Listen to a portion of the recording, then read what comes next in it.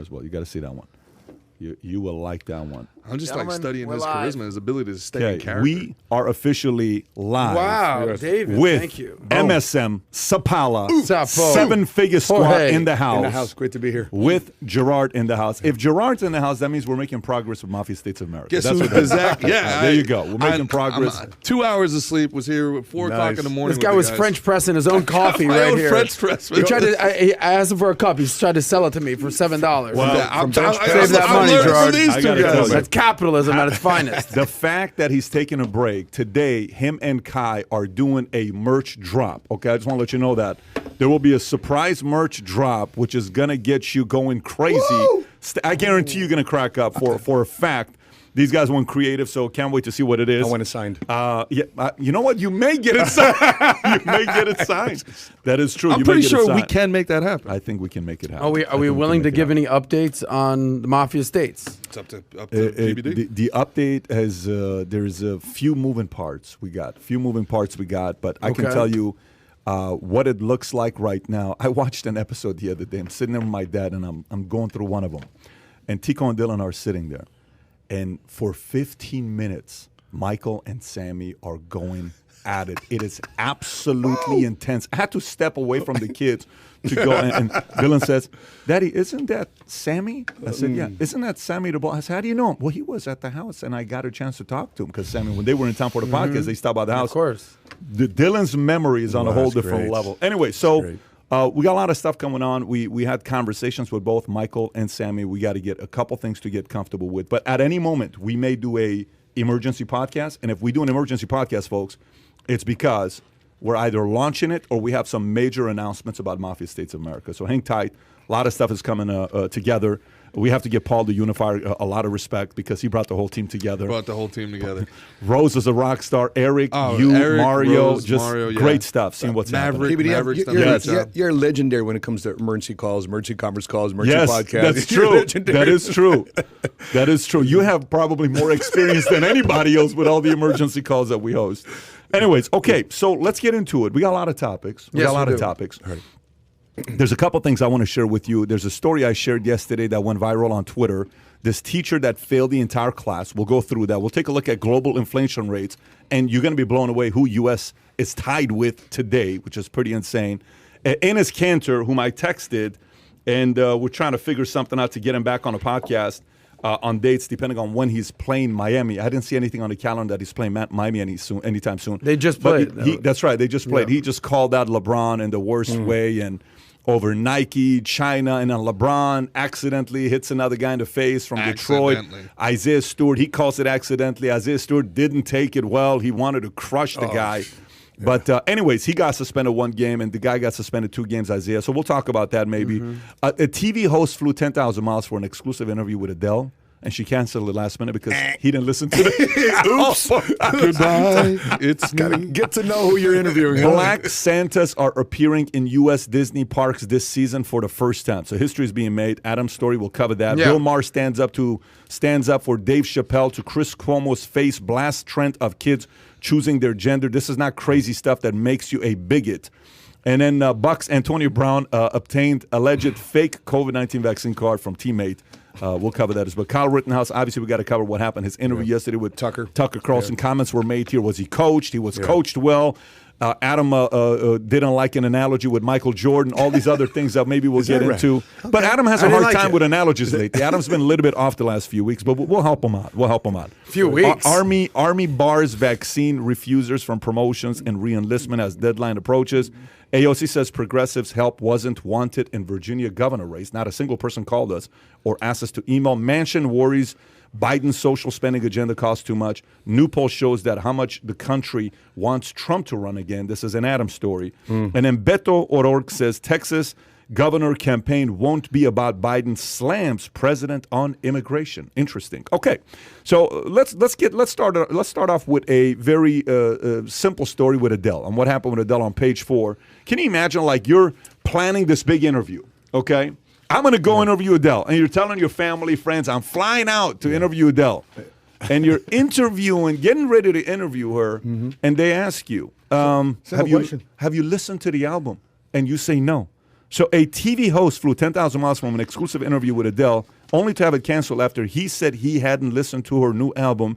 This is an insider story. Matthew Doran, or Duran, Come on, I lived Matthew. on Doran Street, the host of Channel 7's The Weekend Sunrise show, flew to London from Sydney, a journey of about 10,000 miles on November 4th, to interview Adele in her only album interview, the only album interviewed with an Australian outlet. During the interview, when asked by Adele what he thought of the new album, Duran said he hadn't listened to it yet. The singer was offended. The interview ran to completion. But Sony, which owns Adele's music, later told Channel 7 that it was withholding the rights to the interview footage as a result of Duran's oversight. Several reports said Duran was subsequently suspended by Channel 7, but Duran said that he wasn't formally suspended, but he was off the air for 1 week. So the total package for the rights for Adele's interview footage, which included access to the video from Oprah Winfrey one night only with Adele, cost Channel 7, ready? $725,000. It's a write-off. But that's a Channel 7 $725. Matt, what do you think about this? Listen, PBD, you've had me interview people on behalf of PHP. You've had me interview Bo Jackson. You had me interview General Mad Dog Mattis. Which you crushed, by the way, both of them. I appreciate that. But I'm following your model because every time I see you do an interview, I see you consume content. I see you read books. I see you have your team gives you a package, and before you're about to interview someone. So just watching your behavior before you interview somebody, it's just doing your homework. Listen, we're no professional journalists, but it's just common sense.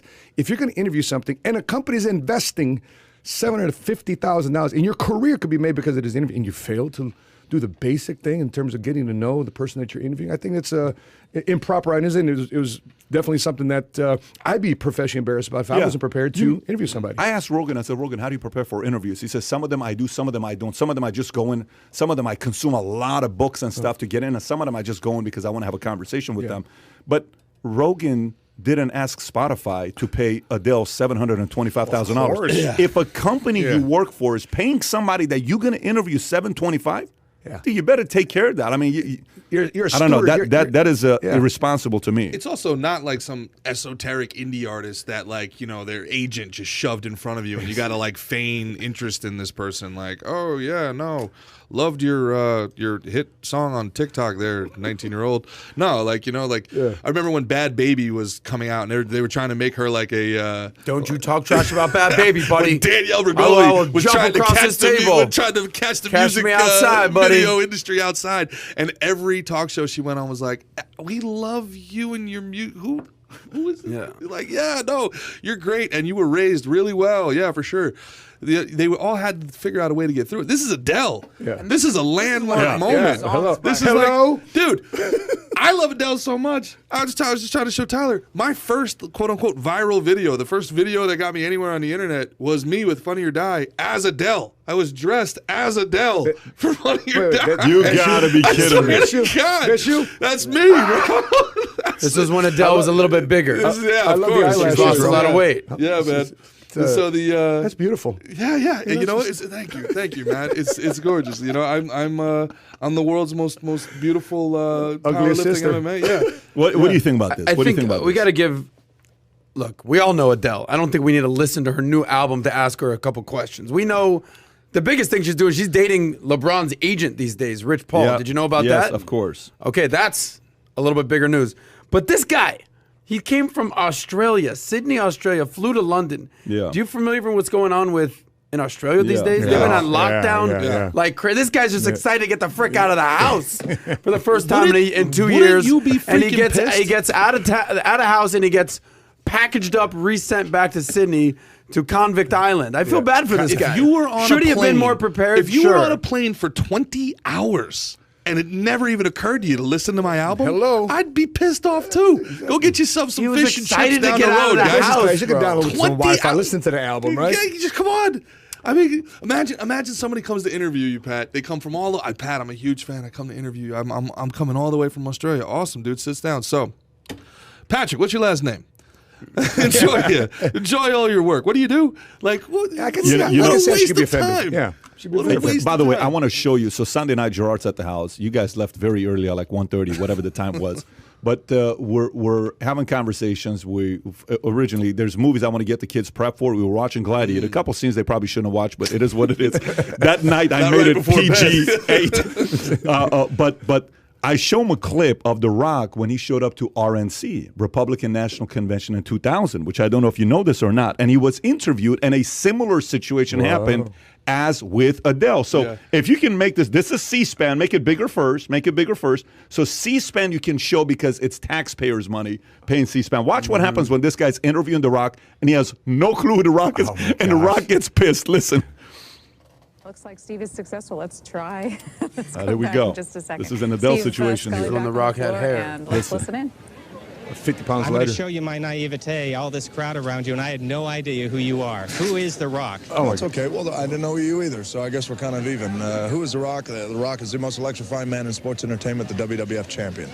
Rock is here representing the people, being the people's champion as well, and again, not necessarily to try and sway votes towards the Republican candidate or the Democratic candidate, for that matter, as much as he is just here to, to make sure that the 22 million viewers The Rock reaches every single week. 22 million views. He had to put it there. What do you think of all this crowd Stays around in you? character the whole time. Yeah, Well, he does. luckily we have a spokesperson for The Rock. Rock's I was little gonna cousin, say, Matt Sapaula, What right did here. Pitbull say? Pitbull said, "You look like Rock's My little cousin." cousin over there. I told him I'm the Walmart Target version, man.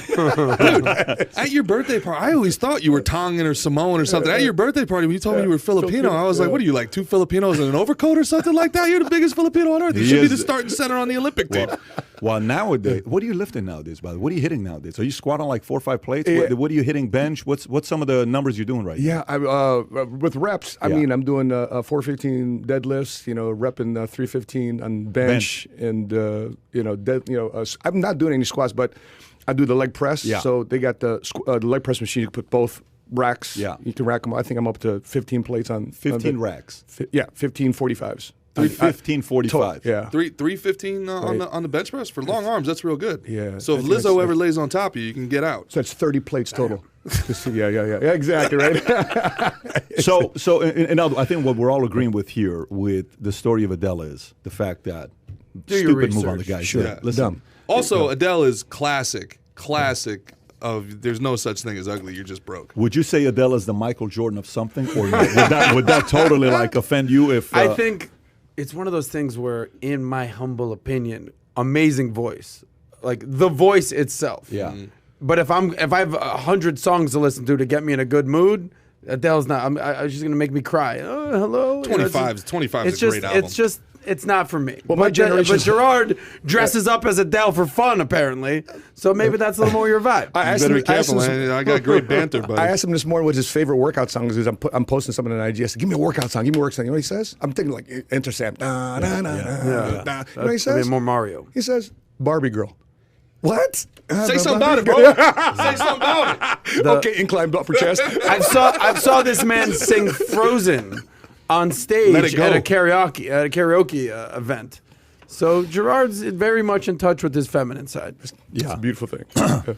So, okay, now let's go into the next story. This next story is the teacher. Let's talk about the teacher with the teacher that sent that message out. By the way, for the people that follow Snopes, I don't care whether this is true or if it's not true. The principle All of I it. care about, the principle of the story is absolutely fascinating. I read this the other day. It says the teacher fails the entire class, okay? Teacher fails an entire class. An economic professor at a local college made a statement that she had never failed a single student before, but had recently failed an entire class. That class had insisted that socialism worked and that no one else would be poor and no one would be rich, a great equalizer. The professor said, okay, we will have an experiment in this class on this plan. All grades will be average and everyone will receive the same grade. No one else will fail and no one will receive an A. Substituting grades for dollars, something closer to home and more readily understood at all. After the first test, the grades were average and everyone got a B. The students who studied hard were upset and the students who studied little were happy. At the second test rolled around, the students who studied little had studied even less, and the ones who had studied hard decided they wanted a free ride too, so they studied little. The second test average was a D. No one was happy. When the third test rolled around, the average was an F.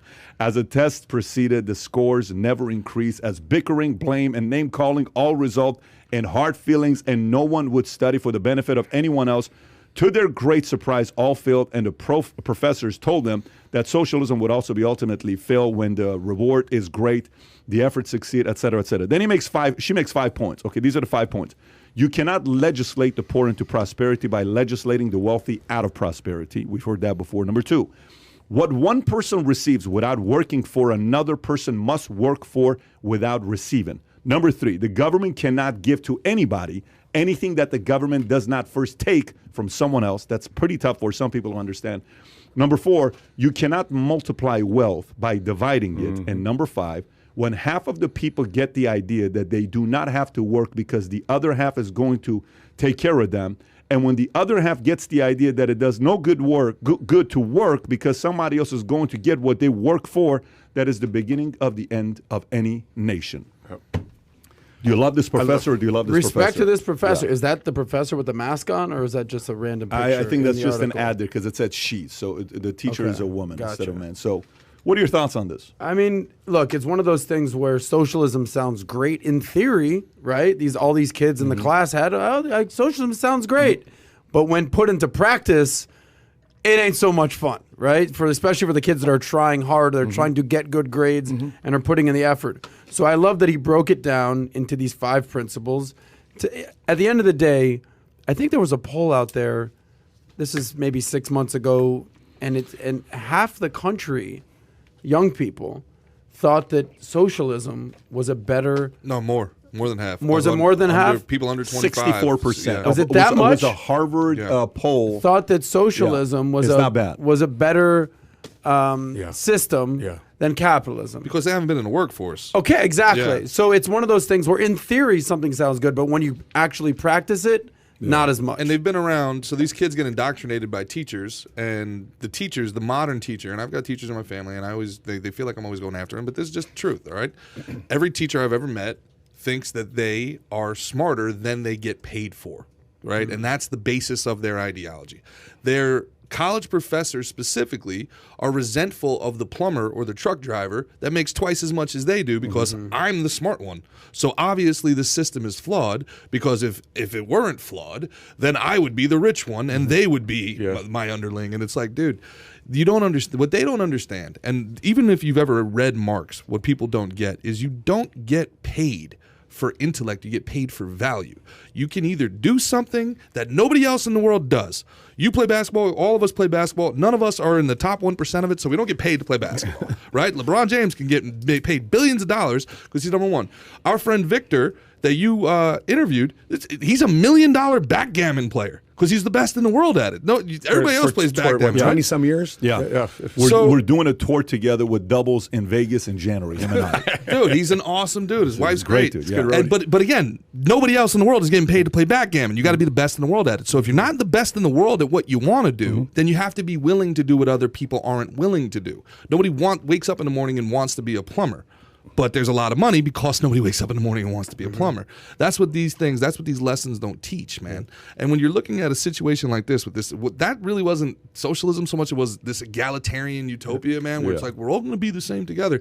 That's nonsensical. I don't know if that's true, but I do know it is true. What actually did happen in Michigan, and there was one in Brooklyn, there was a vegan Marxist restaurant where they want to do a shoe capitalism, and they basically said, eat what you want, we'll make it, pay us what you think is right. Men, whatever you think is right.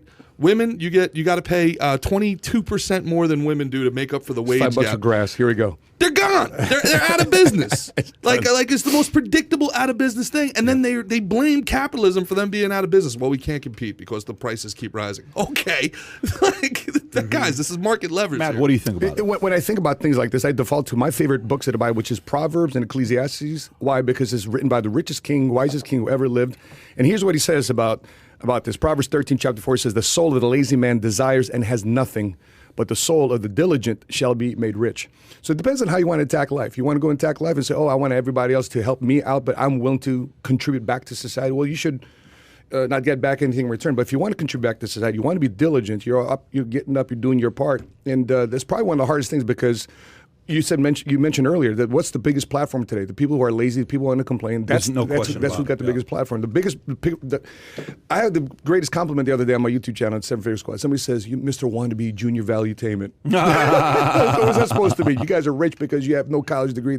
So why you get mad at us? Yeah. Why you getting mad at us? Well, let me ask you something on that because I don't think we throw around this word lazy. I don't think they're lazy. I just don't think they don't want to do anything they don't desire doing. Like they'll work nobody hard. does. Who wants to do something they don't want to do? I feel like is the difference. I don't know if that's Instagram. I don't know if people. Let me ask you a question. Let me ask you guys a question. So here's a question for you. Okay, what will make you vote for Biden? Okay, what will make you vote for Biden? What has to be? And for you, the question is, what will make you vote for Trump? Okay, hear me out where I'm going here. Okay. So just think about for whoever that voted against Biden or whoever that voted against Trump, you got to ask the question, at what level will you vote for the opposition? Okay? So for me, if you look at AOC, here's how AOC works. There's a part I relate to AOC. This is why I relate to AOC. AOC, do you think she supports what Biden is doing right now? No, she's actively against We're going to talk about that here in a minute. It's absolutely berserk. She's not happy with Biden, right? The AOC, the Ilhan Omar, all those guys, they're the far left. But when it comes down to voting, who's she going to vote for? Trump? No. Or is she going to vote for Biden? No. Okay, so now watch this here. Watch this here. For me, okay, I don't like half the stuff that happens where the divisiveness and constant creating new enemies that maybe Trump takes the route and he's constantly going after him, right? But when it comes down to it, I'm going to vote for whoever's for lower taxes, lower regulation, eliminating censorship for me. So that's where it goes to, okay, here's where I'm going to go. As a registered independent for the last 10 years, this is where I'm going. I'm a libertarian. We've not yet seen a solid Joe Jorgensen. When I sat down with Ron Paul and we did the interview, you and I were there together, and I think it was in Houston when we did the interview. It was incredible. By the time you're done, you're like, this guy makes a lot of sense. But the question is, at what point will somebody in your party come out where you're going to say, I'm voting for the person you would least vote for? In this instance, it's Biden and Trump. I'm going to go with you first. So who needs to be on your side of the aisle, which is, let's just say, the left, the center left? Who needs to be on your side of the aisle? We're going to say, you know what? Screw it. I'm not going to vote for anybody on the left. I'm going to go vote for Trump. Would anybody make you vote for him? Repeat you're saying, okay. Would anybody be able to convince me? Let's just say, vote for let's just say the person that's running on your side is Beto, it's McConaughey, it's AOC, it's Manchin, it's whoever. Who would need to be the nominee on the left for you to say, I'm sitting this one out, I'm actually going to vote for Trump on this one? See, maybe the bigger question is, would I vote for a Republican? No, this specific. Because I would vote for a Republican, but not a Trump. So this specific question I'm asking you, like for them, if I say Clinton, they're going to say, yeah, I have no problem voting for Bill Clinton. To this specific example, it is Biden and it is Trump. The reason why I'm using this example is the following reason. Is Biden's probably the least Democratic president Republicans would want, okay? Probably worse than Carter, okay? But many Republicans were okay with Bill Clinton. So, and on the Democratic side, Trump is probably the least candidate you would want on the opposite side. Maybe you would be comfortable with a Reagan, hypothetically, right? Versus a Trump. What I'm asking is, who needs to be on your side of the aisle to say, I think it's crossed the line, I'm probably going to go vote for Trump? Who would it be? You're saying running against Trump? Pose the question specific. I've asked it 4 times. Anybody got what I'm asking? I've asked this thing 4 times. Did you get my question or no? There's literally nobody that you would detest so much on the Democratic side that would make you be like, nah, you know what, Trump's Who? Like, anyone? If Elon Omar was running for president. I don't. So anything on the 10% left category. So who would make you say, I'm going to vote, I'm actually going to support Trump on this one? If the candidate was as equally as divisive as Trump, my whole thing is, we all, look at us. We can all get along. We can all have dinner. We can all have lunch. We can all get along.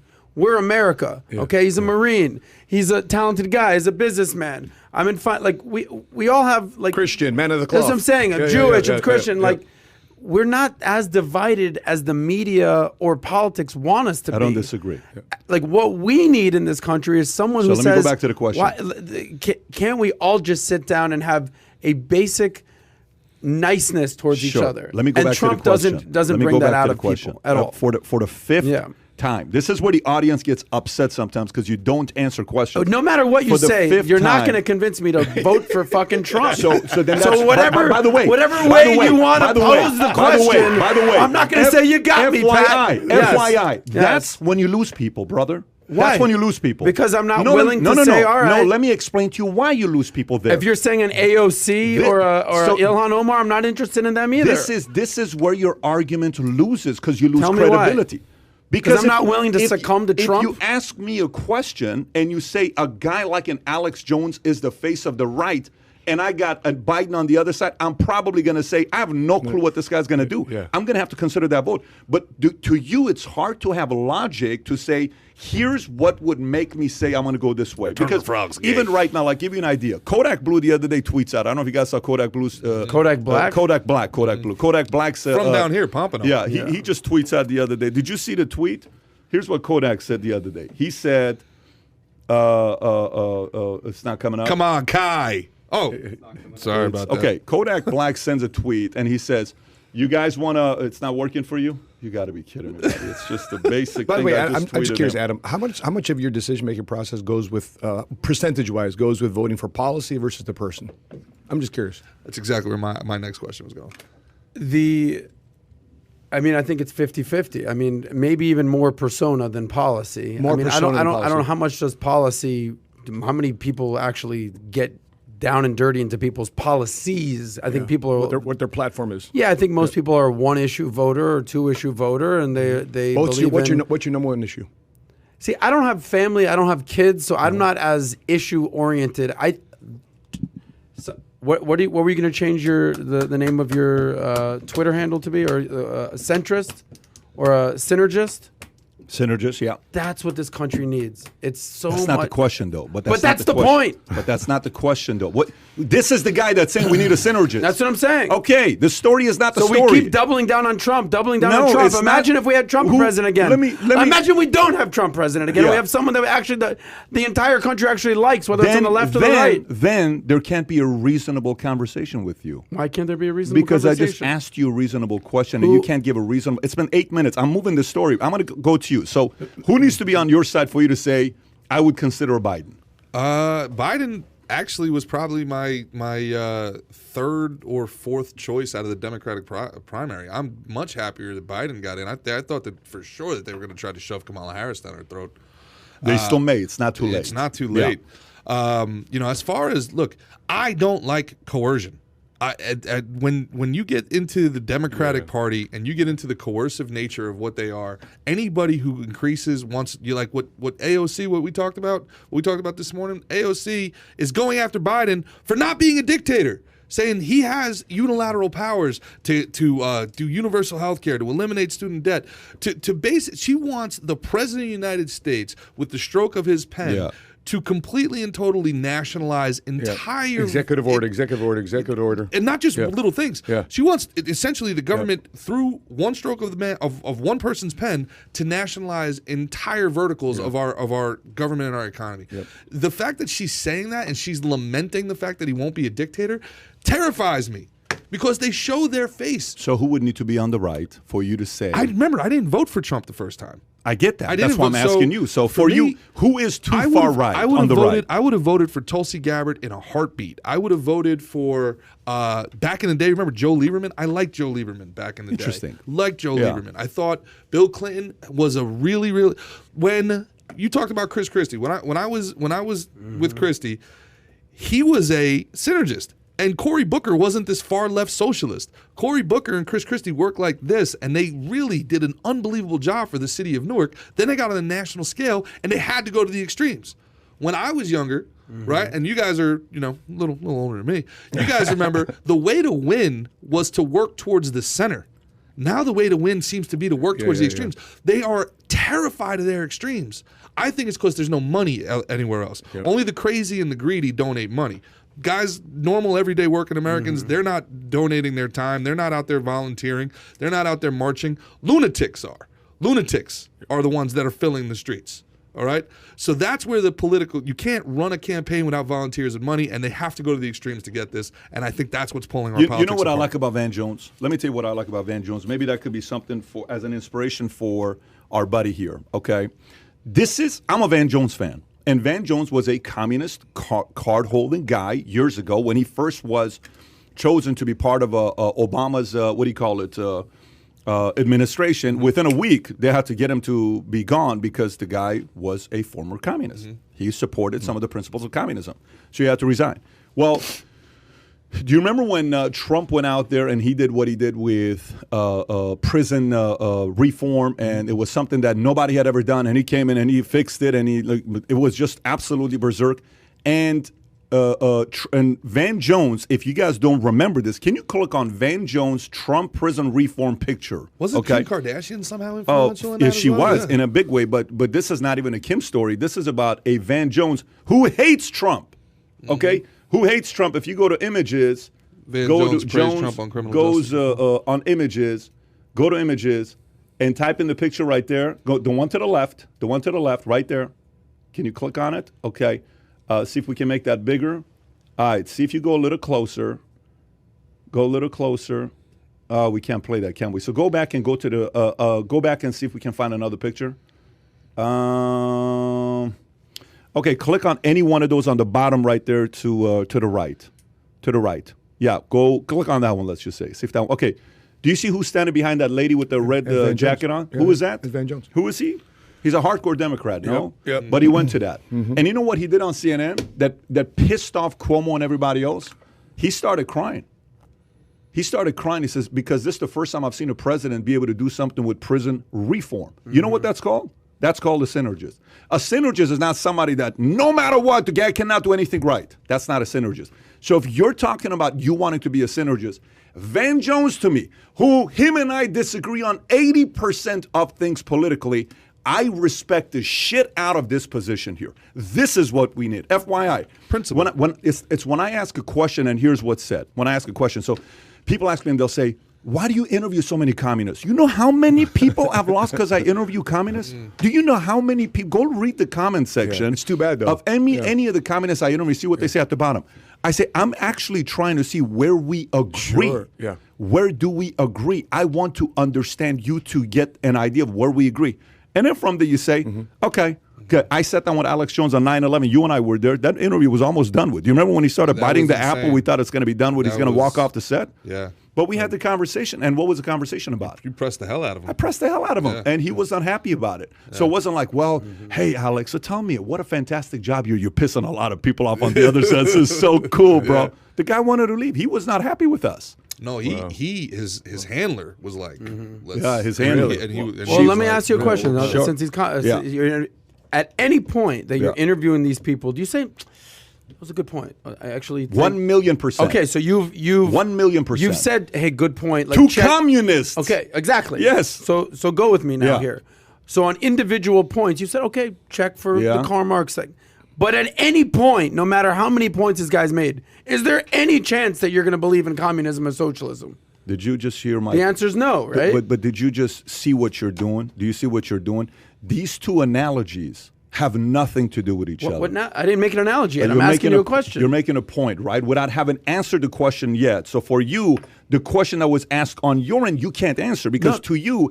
I see what you did there. I see what you did there. I was trying to make a valid point. In your eyes, a man can't do anything right. That's not, Pat. That's not what I said at all. But wait a minute. That's not what I said at all. I asked you what I said specifically was, question. I will give Trump credit on certain things. I like what he did in the Middle East. I like what he did on deregulation, but that doesn't mean I'm going to be a Trump fan or vote for him. Do you actually? Just like you said, you wouldn't. You've agreed with certain socialist points, but you wouldn't become a socialist. This question upsets you a lot. No, because I see what you did there, and that was good. That was a good tactic. Did what there? Explain to me what did there. Like I tried to make the same analogy that you made for me, and in my mind, Buddy, it's a very similar analogy.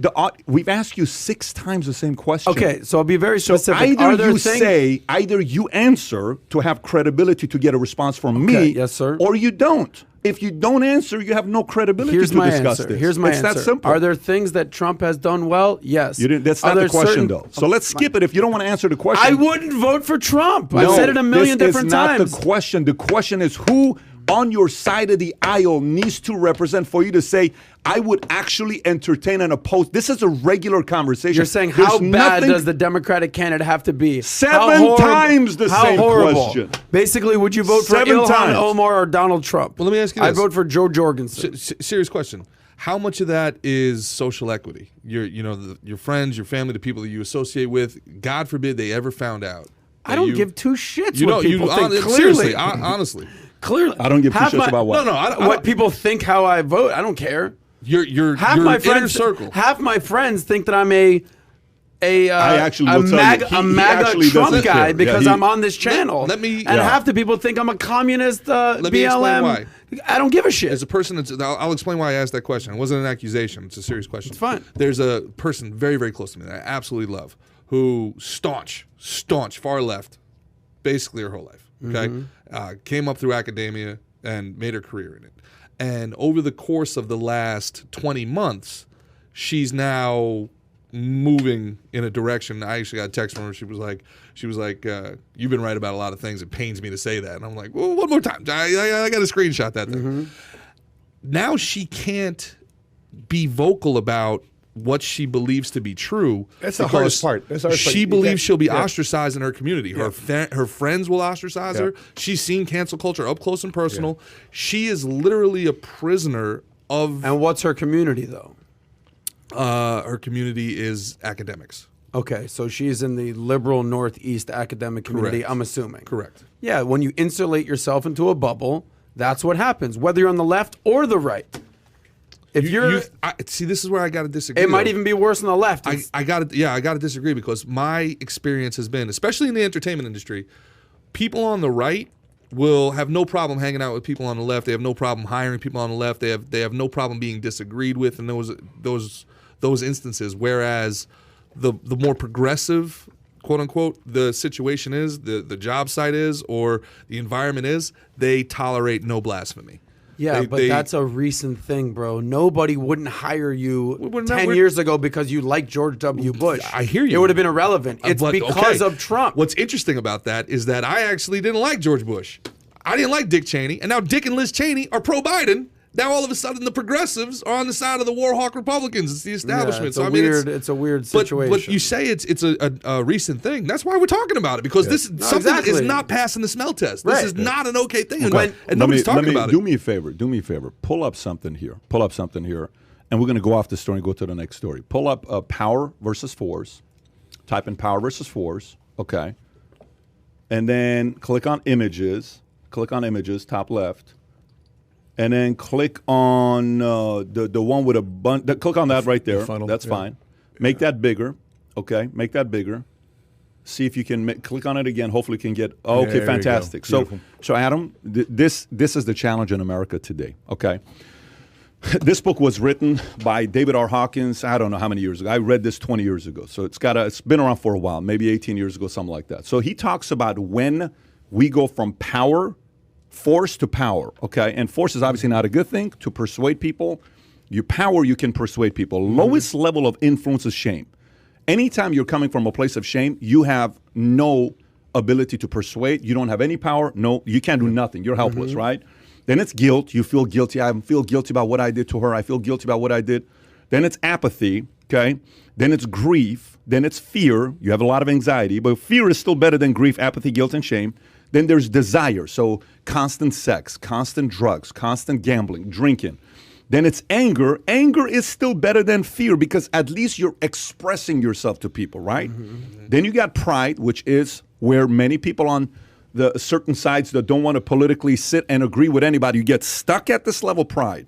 First level of freedom and leadership is courage. Having the courage to entertain what it would look like. Maybe I'm not right. Maybe I'm willing to entertain. Then it's neutrality, where let's have a neutral conversation. Then it's willingness. I'm willing to be entertained. I'm willing to make this work. I'm willing to have a relationship with Gerard. I'm willing for us to, we'll have a conversation together. We're willing. You're willing. I'm willing. We can make this thing go places. But if you're not willing and I'm willing, there's no way this thing can work, right? Then there's acceptance. Then level 400 is what? Reason. What is reason? Reason is what we try to do on this podcast. We try to reason. Reason is when I interview somebody and we like to reason with each other. We sit down, we have a conversation. Favorite conversations in the world are people that are willing to reason with you. After reason is love, which we love you, so that's the foundation of it. Then it's joy, peace, enlightenment, which will never reach that level of Enlightenment, just to kind of give you a score, they score people. Einstein scored like a 499, okay? Gandhi and them, they'll put them at a different level. They got Mother Teresa is bliss / slight enlightenment. Jesus is obviously 1,000. He scores it, all that in that level. Have you done a score? Have I done my score? Yeah, I've done my score, and Robert O'Rourke did my score before I did my score. He came up to me the other day and says, do you know what your score is? I'm like, I don't know what my score is. How did he do your score?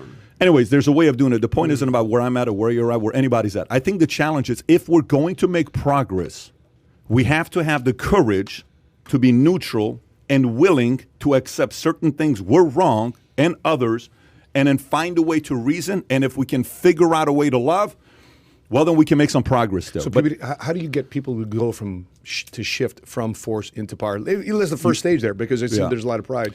Is there a question you ask them? How do you draw them out? You can't do so. So I can get this message, sure. And then Gerard, like somebody gave me this message because I was in a place of, if you look at me here, I was probably fear, desire, anger, pride. That's majority of my life because I've just understood this concept like 20 years ago. I'm 43. Probably at 25, 26, I'm still in fear. Can I really do this? I'm still in desire. Man, I'm still having girls on the side. I'm still partying hardcore. Anger. I had a temper, horrible. I still got a temper, but it's more tamed than I can control it. Then it's pride. So the first time this was presented to me, I didn't want to, I'm like, I don't know if this totally makes sense. What are you talking about? I'm somebody and then I realized, no, you're not. You're not willing. You're not neutral. You only talk to the people that you agree with. You're not accepting. You're not this, you're not that, right? You're not coming from that place. But when we were off camera, and I want to change the topic because we got a lot of things. I want the audience to hear other topics as well. When we were off camera, we talked about Kyle Rittenhouse. Sure. Right? And then you and Tyler, I think, what comment did you make about Kyle yesterday on Tucker? You said... He's a good kid. He's a kid that you would find in your typical suburban Chicago neighborhood. Yeah. And Tyler, what did you say? You said something about the guy. He came off as a good kid. He worked hard. He worked as a janitor to support his family. He was a lifeguard. He was a medic, and he was just completely lambasted. It's like he's a completely different kid than what the media portrays. Sure. And then we talk about BLM, and how he supports BLM, but he says, I don't support the rioting or I don't support the looting and the rioting. I just support the movement, though. Sure, I support the movement. Great, fantastic.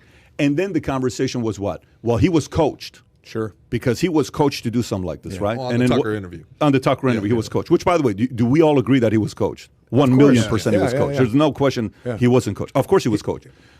But no matter how much he coaches me, how long will it take you to coach me to beat you in MMA if we go and grapple? How long? I don't know. You're looking in pretty good shape. And I know you're back. But what I'm trying to say to you is, it's going to take more than a day or two. It's going to take probably a few years, right? Because that's been your world. Yeah. No matter how much he coaches me or your friend coaches me, how much is it going to take me for me to go do a stand-up comedy and get a 60-minute special? How long is it going to take me? 5, 10 years? It's going to take a while, right? So no matter how much you press this power versus force concept to people, they're not gonna. It's not gonna be a day or two. Or it took me 3-5 years to fully understand where I was dealing with this. I know you want to move on, but I have one question on that because I understand that on an individual level, and it's a really great way to be introspective and see where you're at. Now, on a collective level, we just saw for 20 months here, fear is an incredibly powerful tool for control.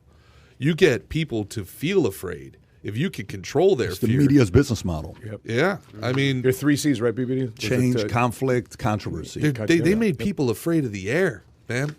There's people still right now. I was just in St. Louis. There's people afraid of the air. Yeah. Walking around outside, muzzled up. Like, if you can control them where they see every human being that they encounter as a potential threat, you can do anything you want with those people. Now you're the savior. You're, hey. Yep. This is a scary world. Come with me. Yeah. I'll help you. I'll save you. It's just going to cost you all your money and your freedom. Yeah. But I'll protect you. I'm the good guy. Right? I got the jab. I got whatever you need, baby. I need a fourth one. I need a fifth one, dog. Which one? But fear, the lowest level of that, force versus power, just put the world on pause for 2 years. They took the whole world over for 2 years. By making people afraid. Okay. So how do you process that from an individual level to a collective level? Yeah. First of all, the fear sharpens listening, right? When people are afraid, people listen. So they have to scare the hell out of you for you to watch the news. If they don't scare the hell out of you, they're not going to watch the news. So you got to figure out a way to increase the identity of people. And like, for example, running the company. When we started off the company, PHP Insurance Company, the first thing I said is save in America by bringing back the free enterprise system and hope to American families, right? There's two things you can train people on: willpower, skill. Skill is how to sell. Will is you can do it, right? Typically, most people think it's skill set that's very necessary. Willpower is just as necessary. Matter of fact, slightly more necessary than skill, because willpower will make you figure out a way to learn the skill. You're going to figure out the skill, right? Okay. So yesterday. If all of you have a skill and no willpower, you're just Dude, lazy. you're You're going to rely on your 1% inspiration, just rely on your skills. And Wasted your drive. Yeah. So for example, yesterday we're doing the whole giveaway. Zach Parker, shout out to him. He came out with this idea about us to, I'm saying, let's give some stuff away. So he produces the website. Everybody's applying for us to do giveaways for folks. We're calling a bunch of people. Unfortunately, we're trying to do FaceTime. So some of the people that have Android, we can't FaceTime them, right? So we called only Apple. We have to check the numbers first, believe it or not. Anyways, so we call this one lady. Apple stock goes up after the podcast. We call this one a husband. Husband nominates wife and says, my wife lost her job during COVID, wouldn't take any government assistance, wouldn't even apply to get any money, nothing. She didn't take a single penny from the government during COVID. She found ways to get a job, 2 or 3 jobs. I just want to figure out how to make my wife's experience better for holidays. Anything you can do, please do it. So I call her once, twice, 3 times. She ain't picking up. 4th time she picks up, FaceTime. And she says, who are you? I don't recognize you. Her husband follows by him, and she does not. I said, your husband thinks the world of you, okay?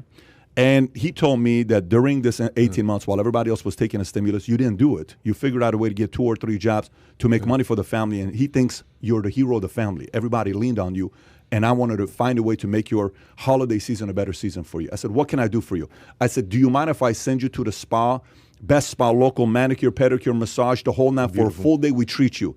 She says, no, I don't want you to do that. And he said, she's not going to take anything from you. So I'm like, okay, then is there any way I can make it better? She says, yes, one way. I said, what's that? She's so powerful story. She says, my husband wants a toolbox. Still thinking about other people. My husband wants a toolbox, and it's $600. I don't have the money for it. Instead of sending me to the spa, please get him the toolbox if you can do that. That would make my Christmas. We're sitting there freaking. I'm like, selfless. So I say, you know what? I said, forget about it. You ever been to a spa before? Never in my life. She's probably in her 30s, mid-30s, early 30s. I said, never in your life? No. I said, how about we send you to the spa, and how about we also get the toolbox for your husband? She breaks down crying like you wouldn't believe, right? To me, I said, you don't know how much of a hero you are to me. Yeah. I said, we need more people like you. Here's a person that's stubborn enough to say, I'm not going to take the free money. But give it to somebody else. That mindset is what needs to be the hero. Amen. Yeah. When is the last time you saw somebody on the media sold that person as the flipping hero? Yeah. It's always, you don't know how hard life, we understand how hard life is. This is why we should send you more checks. This is why we should send you $3 trillion. What $800? You deserve $2,000 a month. I can't stand that because it's decreasing the identity of people. That's what's hurting us. I'll tell you what, you're 100% right. That's really good. But I'll tell you, that guy, he was so upset that he nominated her because he was like just chilling. And she's like, if I'm going to be out here doing 2-3 jobs, I'm going to get this asshole a toolbox. And he's got a lot of time around the house to fix all this shit. Honey-do list is just been increased. Listen, since it took us 25 minutes on this story, we still didn't get an answer. Let's move on to the next one here. All right, let's go to the next one.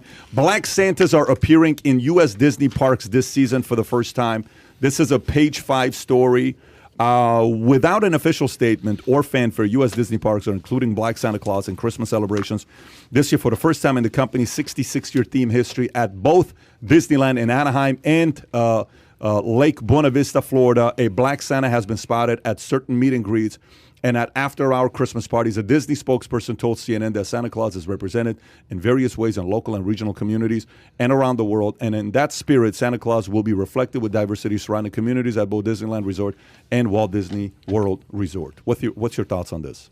Yeah, I'm a Chicago guy. It's around my neighborhood in Chicago, Humboldt Park, west side of Chicago, Berwyn, Sosnick. We always had Black Santas. We had Puerto Rican Santas. We had Mexican Santas. So I'm not a coast kid. I didn't go to Disneyland or Disney World growing up. So my first time going to those parks was when I was in the military. I was stationed in Southern California, went up to Disneyland. I actually got recruited into the insurance industry out of Anaheim. Yeah. But, very good. I can't believe it took this long, however, for Disney to actually put something like this together. My sister, who was a dancer, she ballet, jazz, all that. She worked for Disney, and I always was Big Brother type stuff. And so she was a snowflake during the Nutcracker type of dance. People asking, "Hey, which one's your sister? Which one's your sister?" She's one of the snowflakes, right? Yeah, my sister's the dirty snowflake.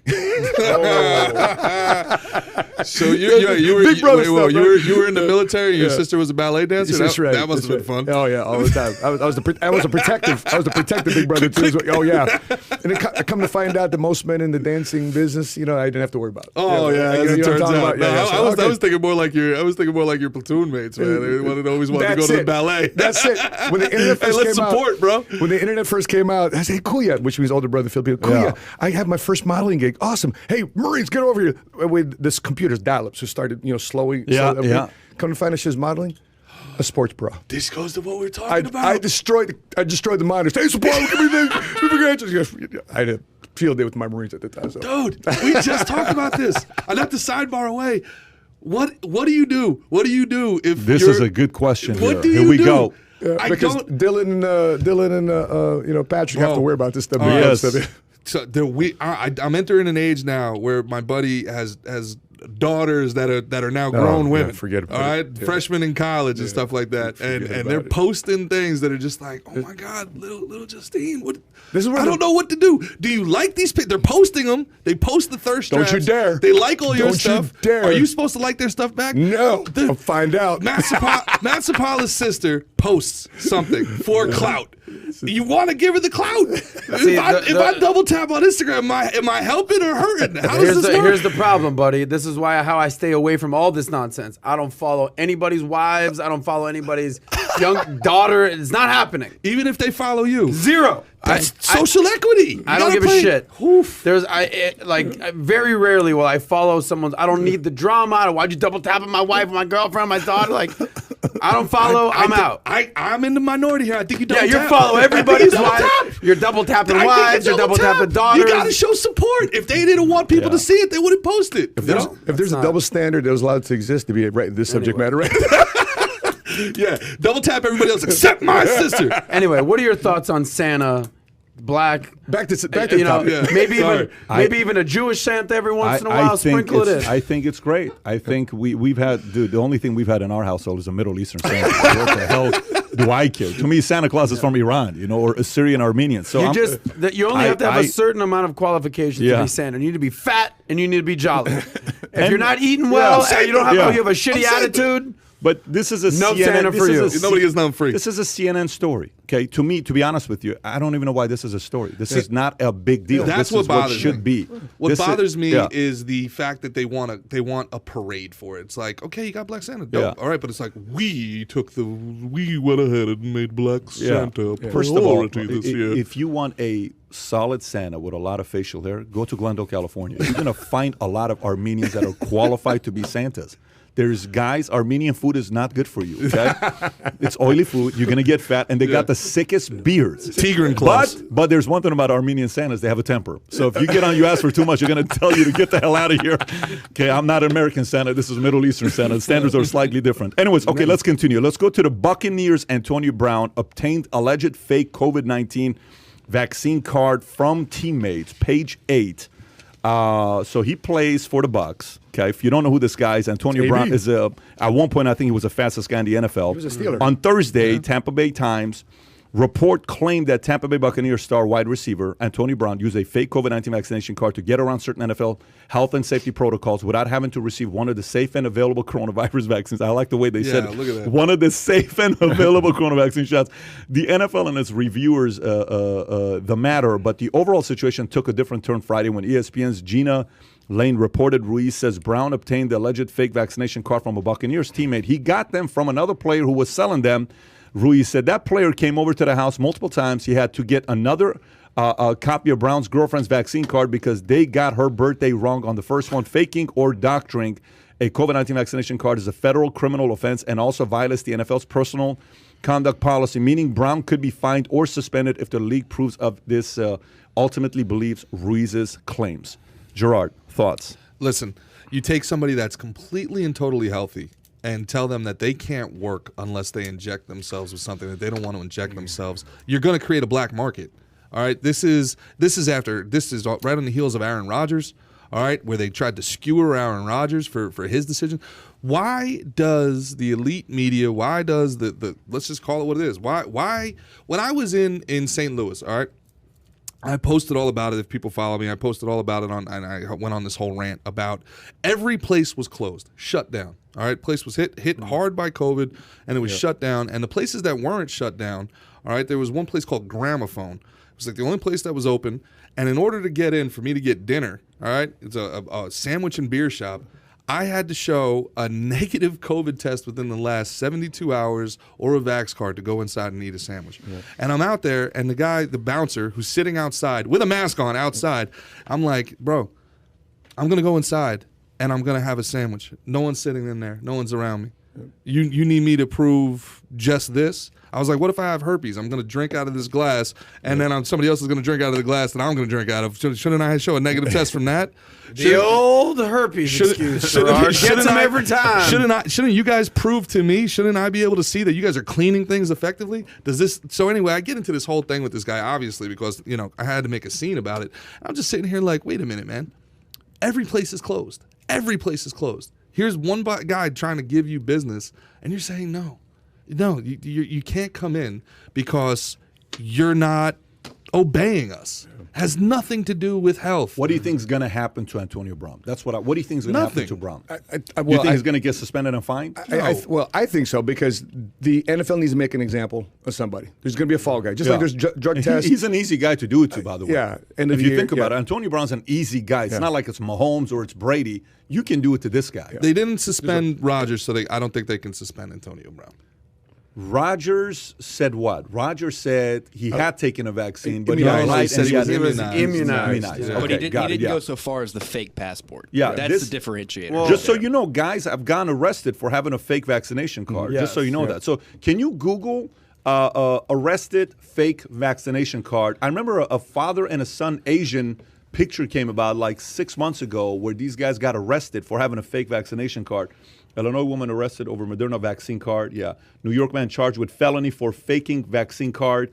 Yeah, this is not like it's a 7-year in prison. Oh, hang on, go back to it. Watch this. New York man charged with felony could face 7 years in prison after being accused of faking a COVID-19 vaccine card. This pisses me off to know. This pisses me off to no end. What I'm trying to say to you is, your answer is what they should do to him. That's not my question. My question is, what do you think the NFL, Goodell, will be forced to do to Brown? NFL's got to cave, and again, they got to make a fall guy because they got to set a precedence for the rest of the league, just like they do the drug policy. You pop test for a banned substance, and that kid, whoever's playing, is gone for the year. I think that's going to happen to AB. He's been in and out of the news teams for a handful of years now. I'm more concerned about his quote-unquote teammate who was selling them as a side hustle. What kind of guy out there is on the teammate be like, look, you want to fake? It's like, focus on playing, blocking, and tackling. You don't think that's happening all over the NBA? I have a good friend of mine that shall remain nameless that has a fake Vax card. Yeah. This person had COVID, he's healthy, didn't want to get the Vax, travels sometimes internationally, has a fake Vax card. And this is not a right winger, to say the least. Yeah. He just wants to be able to do his thing. So you brought up the word black market, and that's exactly what's going on here. Anytime that there's rules and regulations that you don't agree with, you're going to try to skirt the issues. It's just crazy. And that's what's going on here. It's just crazy as a felony. That pisses me off because you have a felony in your record. You can't get a job or you can't get licensed. Matt, think about this. Yeah. Think about this, okay?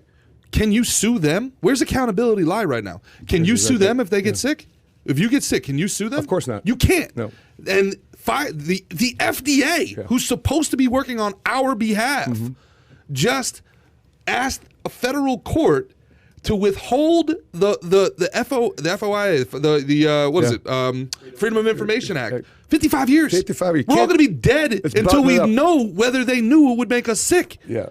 We can't. Why 55 years, man? All we've been told is trust the science, but you can't read the science until 2075. And OSHA has made it also illegal. So where's accountability? Exactly. Accountability is shut up and do what you're told. Yep. Shut up and do what you're told. By the way, Gerard said that so quickly. Can you pull up that story? Because that's You're coming out with a product that we cannot sue. Here you go. This is the story. That's scary. Vaccine injury attorney, FDA asks judge to grant it until year 2007. Let me read this, guys. FDA asks judge to grant it until year 2076 to release Pfizer vaccine data. Attorney Sri published an update on his case against the FDA, and he wrote, the FDA has asked a federal judge to make the public wait until the year 2076 to disclose all of the data information it relied upon to license Pfizer COVID-19 vaccine. This is not a typo. It wants 55 years to produce this information to the public. So let's get this straight. The federal government shields Pfizer from liability, gives it billions of dollars, makes Americans take its product, but won't let you see the data supporting its product safety and efficiency. Why does the government, who does the government work for? So this is a very big problem here to have something like this setting up for themselves. 2076, that's what, 55 years from now? Insane to be able to do that. So will anything happen to him? Will anything happen to Antonio Brown? Yes. Well, he didn't play last night on Monday Night Football. I don't know if he's injured right now or if he's suspended currently, but he didn't play last night on Monday Night Football. So I don't know what the ramifications are. Do you think the NFL is going to go as far as suspending him from the season?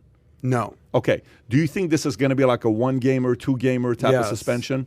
Okay. What do you think is going to happen to the guy that's slanging him if they can do an investigation? That guy's got to have to answer some serious questions. Okay. So you think how many other people did he sell them to? What kind of side hustle is he operating? Now, let me ask you this question. Let me ask you a slippery slope here of what they do.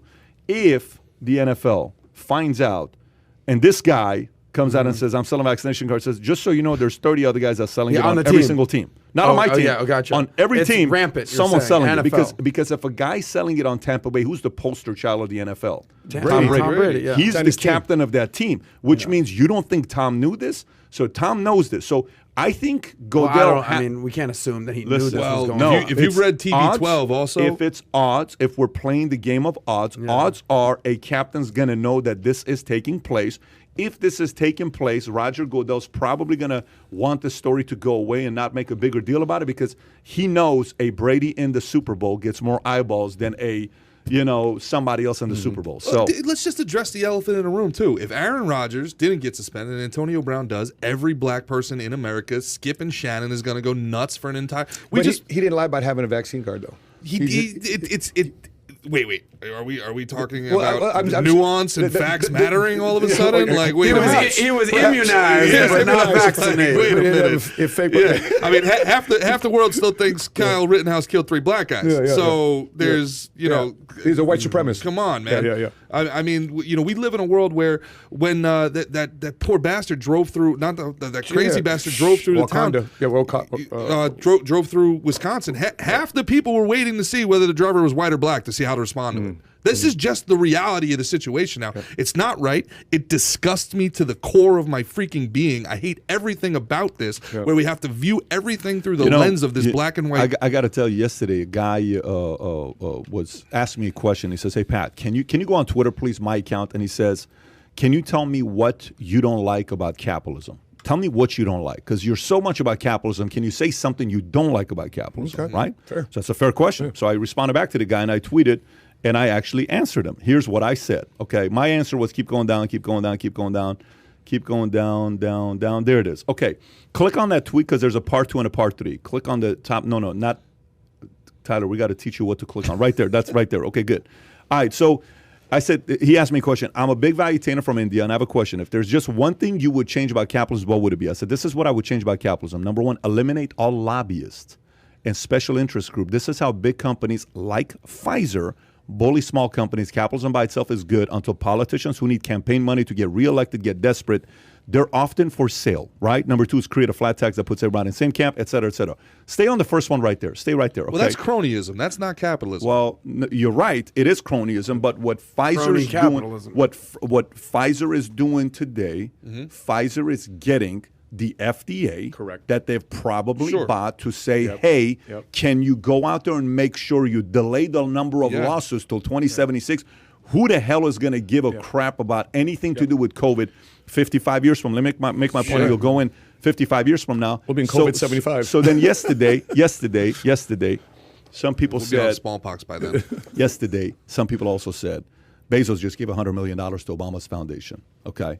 So on the back end, folks are saying, well, maybe those issues that Bezos and Amazon was facing, Obama's going to make a phone call to Biden to get a favor. Yeah. It's things like this where you lose trust because manipulation takes place at the highest level.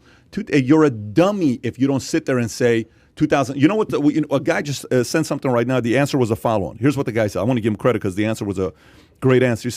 He says, you want to wait till 2076 to release all the data? Guess what? I'm going to wait till 2076 to take the vaccine. That's what I'm going to do. Sure. Fair. By the way, Fair. Is it reasonable? Fair. Is it reasonable? I think it's reasonable. Fair. Yeah, I think it's reasonable because I want to get more data before I take it. Right. If you're a data person, this gives more red flags for somebody not to take, supports their cause, not to take the vaccine. And back to this, we're looking at the FDA. Is the FDA here to protect the consumer or here to protect the government? And based on what we're saying here, that's a government entity, that's a government entity that's going to not protect us. I agree with the overall premise, all right? But and this might be semantics, and this might be a nonsensical word argument, but what is described there, and that happens all the time, cronyism, that's actually not capitalism. What that is corporatism.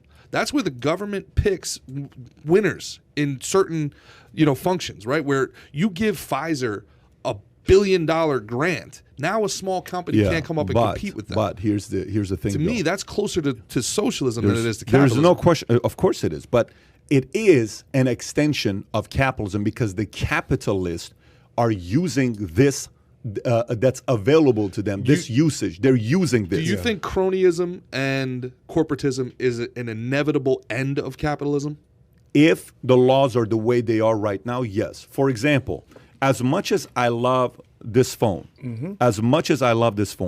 if you go a little lower, I said number three, more competition for business that haven't had for many years. Apple needs more competition. It concerns me that there's not really a second competitor in smartphones in the U.S. right now. Tesla was the best thing that happened to U.S. consumers. They woke up the automobile industry to improve. Bottling needs competition. Coke and Pepsi own 90% of the market. I'll leave it there. The point is, look at this. This is a concern. Apple. Is this Apple? I don't know if is this iPad or no? Yes, Apple. This is not good. This is not. So that is a form of what makes capitalism, end up going in this direction. So I don't think these guys should be taking money from these guys because why would an FDA say yes? Go behind closed doors and how much money. Matter of fact, can you put in Pfizer supporting FDA? How much money is Pfizer given to what charity or what nonprofit? Sure. You'll see a linkage here. So this is where I get very uncomfortable because the truth is not coming out. The person that's funding the most money is coming out in the back end. Has the pendulum swung too far in that direction? This is not a new thing. This has been going on for quite some time. Look, again, I'm at Harvard. I'm at an OPM program, Owner President Management. This is a 3-week program where you go and stay there with other CEOs and entrepreneurs. One guy says, I own majority of the market in Brazil. What the hell do I do? There's this new guy that's coming out that's kicking my ass. The other guy from another Central American country comes out and says, very easy. What governor is running for a campaign for re-election? Give him $500,000 and tell him you'll give him another $500,000 if he makes it impossible for the other guy to compete with you. Believe me, this is what we do all the time. Ouch. This is in the open discussion, as if it's like a regular talk. This is what country? And this was Brazil. I don't remember the other guy where he was at. But the guy that's working at the front, the teacher who was like the moderator, is like, well, you can't really do something like. The guy's like, no, you can't. That's it's like, you can do this. It reminds me of Rodney Dangerfield in that old Back to School where he goes back to school and he's sitting there and they're learning business and he keeps scoffing. They're like, you think you know something about business? He goes, yeah. You didn't even throw in any bribes for the Teamsters. They're going to shut the union down the first day unless you grease the pipes. And he does this whole thing. It's a great scene. But when you talk about when people Triple Lindy, one of the classic movies of all time. Absolutely. Rodney Dangerfield. When people talk about the quote unquote Illuminati and this like crazy cabals and stuff like that, that's what they're talking about. They're talking about the Bilderbergs and the World Economic Forum, where all these incredibly powerful people in all these incredibly powerful, influential positions get together and they make these backroom deals like that. We don't have access to that. We don't have access to that sort of power. By the way, I don't mind it if it happens in free market. I mind it if you lean on the government. For example, this lady that they're talking about making the treasury for Biden, right? What's her name, Tyler? Omarava. Say that again? Omarava. I have a hard time saying her name. Omarava, right? So a video circulates among what she just recently said. So she's at the court. Ted Cruz is calling her out. Have you guys seen this back and forth or not? Have you seen Ted Cruz and her going back and forth or no? Have you seen it? Have you had a chance to see this or not? No. Okay. If it's C-SPAN, it's worthy of seeing this. If it's C-SPAN, it's worthy of seeing this. Take a look at it, see if it's out there or not. So this lady flat out says, you said Omarova? How do you spell it? SAULE SAULE OMAROVA. I SAULE. got sucked into this video because it says Biden. Can you give me the name again? Biden appointee wants to eliminate the Fed. I said, no way. Let me hear this. Okay, good for you, Joe. And it was like, yeah, eliminate the Fed and all private banking. Omarova. It's like Omarosa, but have with you a V. guys actually seen this or not on C-SPAN? Okay. Omarova. Oh man, if it's not on C-SPAN, we obviously cannot watch it because of what happens. Okay, I don't know if it's there or not. Anyways, he calls her out. She used to be, she's born and raised in Russia, full-on communist, okay?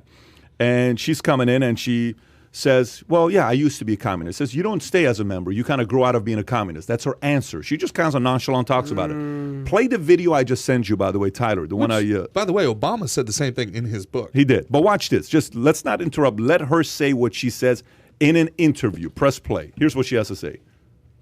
This would be actually the full transition. In other words, there will be no more private bank deposit accounts, and all of the deposit accounts will be held directly at the Fed. And there are very interesting implications from that thought experiment. For example, with the much more direct and proactive tools of monetary policy, like helicopter money, which is, considered radical primarily because economists really do not know how to manage the issue of what will happen in the inflationary environment when the central bank needs to contract the supply of money. How is it politically feasible for the central bank to effectively take money away from people's accounts? People's accounts. Play the last 10 seconds one more time, folks. I want you to listen to this one more time. This is who may end up getting elected. Well, listen, press play. Yeah, stop everything you're doing. Contract the supply of money. How is it politically feasible for the central bank to effectively take money away from people's accounts? Ouch. People's accounts. That's her words, by Naturally. the way. What Just she's naturally saying. Right? just Okay. rolled out. So you asked the question, you said, Soulless eyes. how these guys get together, the powerful people behind closed doors, and they broker deals, all that stuff. I don't mind that as long as the government's not involved. I have zero problem with that. Because if I can do a better job persuading him to broker the deal with me versus him, I'm good. Because it's force. Because I can screw it up with him, well, he'll go with him. But if I'm dealing with the government, if I screw it up with him, there is no... There's no choice. No, so these guys, when they're thinking central bank, the audience sees this. Like if you said this to the... Because the government became a competitor. The government became a competitor. That's just communism with a lot of extra words. That's just communism. Of course that is. So again, the concept goes back to go to DMV, ask for good service, see what they give you. What's the alternative? There's not another DMV. There is not another DMV. So if we no longer have B of A Chase, I used to bank with B of A. Guess what I did? I went to WAMU. WAMU was crushing it. I've been with WAMU and Chase for God knows how many years. Now, if WAMU doesn't take care, you got Wells Fargo. Wells Fargo doesn't. You got this, you got that. So we switched one of our business banks for the company because the new bank was better for us than the other bank. You know how much money they lost in deposits? $100 million of deposits they lost. But if I don't have that choice where I can only go to the central bank, you are screwed. Yeah, but PBD, it's worse than that even, because think about what we just talked about. Yeah. They're regulating a medicine. Now they have access to your funds. Money. Yeah. And they say, unless you get what we want you, unless you put what we want in your body, we're not going to give you access to your money. Yeah. Well, that's why Biden wanted to expand the IRS enforcement to make sure that anything that you bring in over $600 is monitored. So therefore, if you're not paying taxes on it, they can come after you. Say, hey, we saw that you had a bunch of deposits at $600, $700, $800. You never filed tax on it because you're a waiter, because you work on tips, because you're a cash money guy. You sell elotes in the corner, and you're running a cash business. You're depositing over $600-700 a day. Now you have to file taxes on it, and they're forcing that regulation. But they were never going to raise taxes on the middle class. No. But on that, they realized the $3 trillion plan was going to pay for itself. And that was something that they were proposing, but they realized that it was a logistical nightmare, and the banks are like, dude, we're not trying to monitor every $600, and they raised, obviously, $10,000 is the traditional number for these types of things, but it just goes to show that sometimes bad ideas can sort of percolate, and if there's not people being like, whoa, what's happening? What's going on here? Yep. They could somehow get implemented. So someone like this, that clearly we're all like, what's this lady's deal? What's this taking money from people's account. What is this idea going on here? If there's not backlash, there's not people raising their hands, like literally verbally protesting, someone like this can come to power. It's a great point. Like Ghislaine Maxwell trial is going on right now, and nobody even knows. Everybody knows everything that's happening with the Kyle Rittenhouse trial, and every second of everything, you know. And there was some good theater there. Those two prosecutors were all-time morons with, you know, what they tried. Is your account 4 doors more whores, sir? Yeah, I'm a teenager. What of it, bro? I'm a teenager with a social media account. Like, it was a remarkably bad job that they did. But Ghislaine Maxwell, if everybody knows who Ghislaine Maxwell is, she was the number 2 to Jeffrey Epstein. The number 2. The number 2. You know, she was the gopher, man, and we all remember what Jeffrey Epstein had his hands in, and all of those people that he was intertwined with. Is that on the news at all? Zero. Where's the coverage of that? I've not even heard about that. So I've not even heard about it. What type of social engineering is going on? What type of manipulation is going on? That we don't know, that they're trying to centralize our money underneath them. They're trying to control our medicine. They're trying to control our information. Pat just read an article before where they slipped in propaganda in an article. You know, which is safe and available, guys. Like, okay, thanks, buddy. At what point are we like gonna, as people stand up and like be like, all right, enough's enough? So I had an FBI agent this last week. I don't know what his name was. Was he FBI or was he Jim Clemente? Jim Clemente. Really enjoyed the interview. Thanks, Dave. Phenomenal teacher of what they do. He was an FBI agent for 20-something years. His brother is an FBI agent as well. So both are FBI agents. And then his other brother, Peter, does something else. He's private equity, and they started a company together, and they're doing good. So here's what I did. I played a clip of Rand Paul and Fauci, because what this guy does for a living is he sees, what's the word he used? His job, deception. So his job is to see deception, okay? As an FBI agent. Like if somebody's lying? As somebody's lying. I say deception. So I said, you know, I want to do, let's profile somebody, if it's okay with you. Let's profile somebody. And we play this clip. Now, know that he is not a fan of former administration, okay? So I wanted him to, Trump's zero, like zero. Okay. Yeah, zero. So he is a supporter of the current administration more than the prior administration. Interesting. And I said, I want to kind of profile and kind of get your feeling on this, and tell me if you believe Fauci's telling the truth or where he stands with this. Can you play this clip? Just play the clip. Let's watch for first 4 minutes of it. And maybe if you know how to do the speed, do me a favor, click on that. Do you know what that, okay. And can you guys do 1.5? Go to 1.5, not 2.0, 1.5, because they all talk slow. So press play and let Rand make his argument first. And then when it comes to Tony's answer, slow it down to 1.0 to really get the feeling This of is how from he 3 weeks Have ago? you guys seen this or No, not? this is from 3 weeks ago? You've not seen this. No, I have not Okay, seen it. open it up because you're about to be blown away. These two deserve their own reality show. Okay, He click lights on him this up, man. and just listen.